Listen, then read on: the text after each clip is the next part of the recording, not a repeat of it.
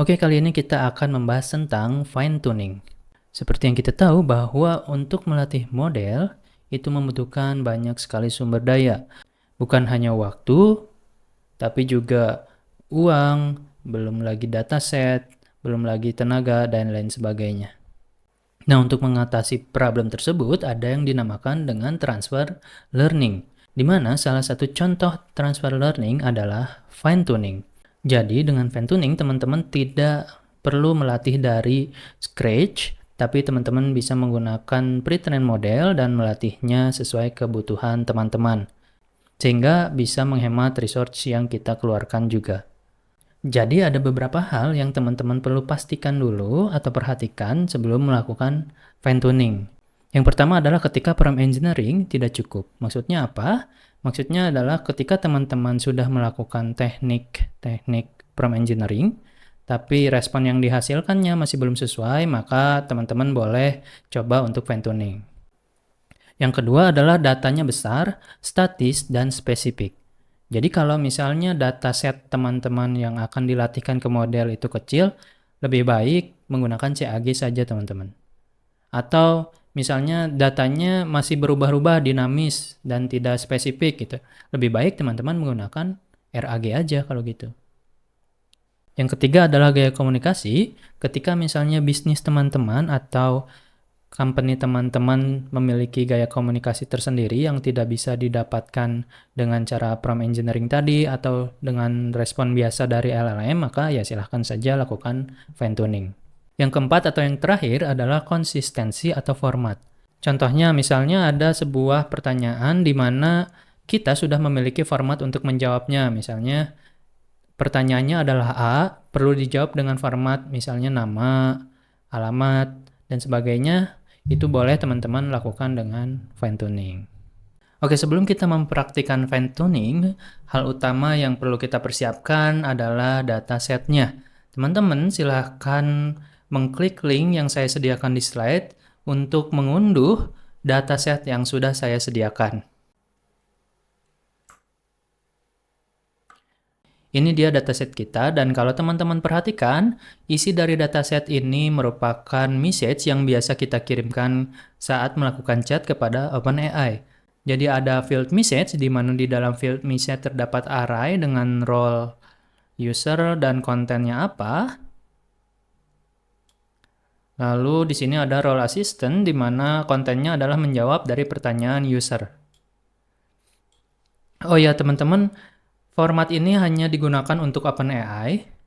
Jadi ada kemungkinan kalau teman-teman menggunakan model yang lain, contohnya Claude atau Gemini, format datasetnya pun akan berbeda.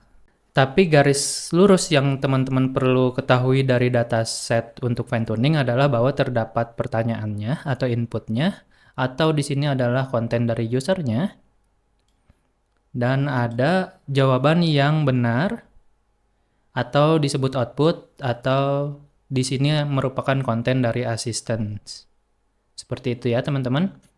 Nah, untuk mendownload, teman-teman silahkan klik di tombol ini, lalu kita akan menuju ke website OpenAI. Oke, kita sudah berada di halaman OpenAI, dan untuk melakukan fine tuning, kita menuju ke dashboard, lalu fine tuning, dan klik tombol create.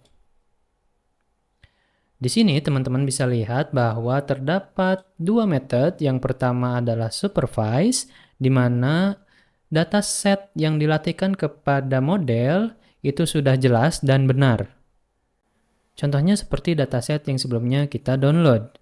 Sedangkan untuk direct preference optimization biasanya terdapat preferensi dari human atau dari user. Kita akan coba lihat datanya supaya lebih jelas.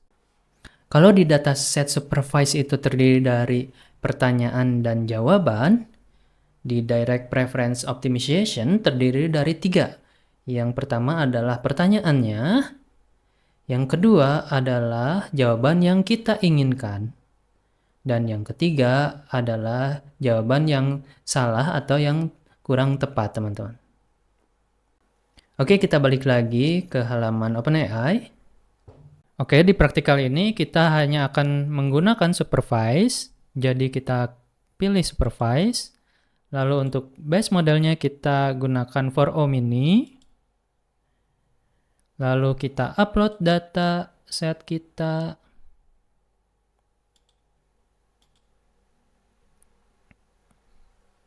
Untuk bagian validasi data kita biarkan non, karena kita akan membahas validasi data di topik selanjutnya dan tidak akan menggunakannya di sini. Lalu di bawahnya ada suffix, ini merupakan tambahan nama di akhir hasil model kita. Kita akan tambahkan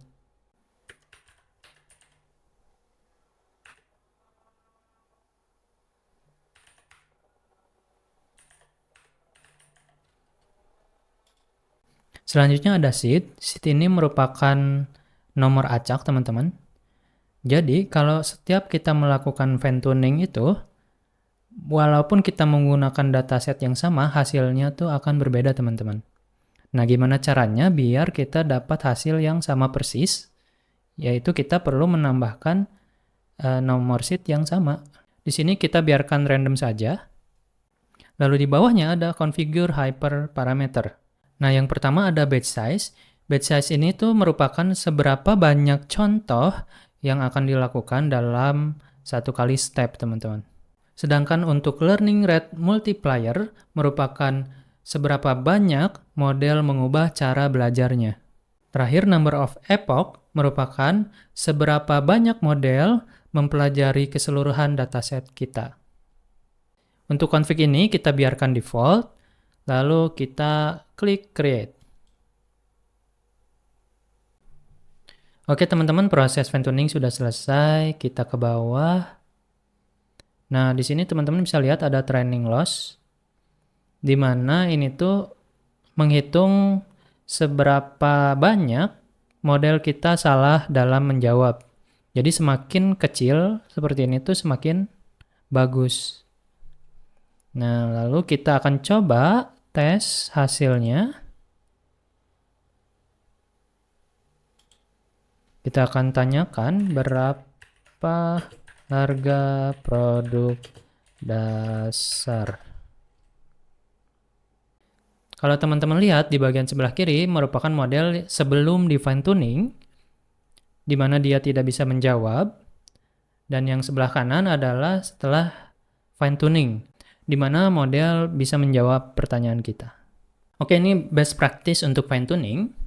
Yang pertama adalah gunakan data berkualitas. Jadi teman-teman perlu memastikan bahwa data yang teman-teman gunakan untuk dilatihkan ke model itu tidak kotor, tidak redundan, atau memang berkualitas tinggi gitu ya.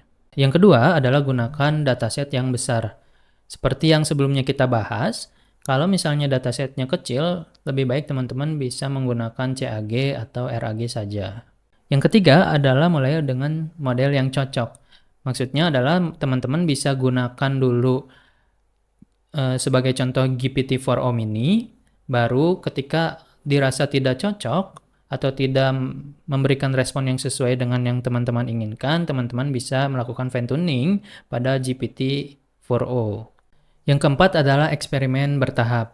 Maksudnya adalah meskipun teman-teman melatih dengan dataset yang besar, teman-teman perlu untuk melakukan pengecekan karena tidak dipungkiri bahwa bisa jadi ketika kita selesai melakukan fine tuning yang terjadi modelnya malah lebih buruk dari model yang sebelumnya. Dan yang terakhir adalah uji hasil secara objektif.